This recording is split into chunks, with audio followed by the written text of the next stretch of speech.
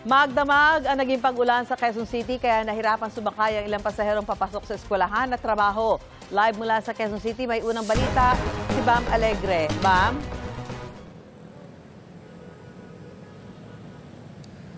Good morning. Sa Magdamag, hindi naging malakas ang pag-ulan pero naging patuloy ito at panaka-naka ang pag-ulan.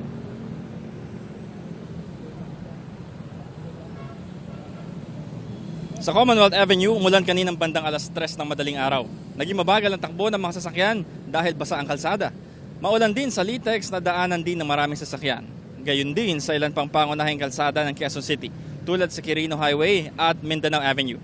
Bago mag-alas 5 ng umaga, ganito pa rin ang sitwasyon sa gawing Luzon Avenue, corner Commonwealth Avenue, southbound lane. Ang mga commuter, iba-iba ang mga karanasan sa pagpasok sa umaga pero generally nahihirapan daw sila na pumasok ng maulan. Sa mga oras na ito naman ang situation dito sa Commonwealth Avenue. Simula na yung rush hour, kaya makikita nyo mas marami na sasakyan. Pero hindi naman nauubusan na masasakyan ang ating mga commuter. Ito ang unang balita mula rito sa Quezon City. Bam Alegre, GMA News.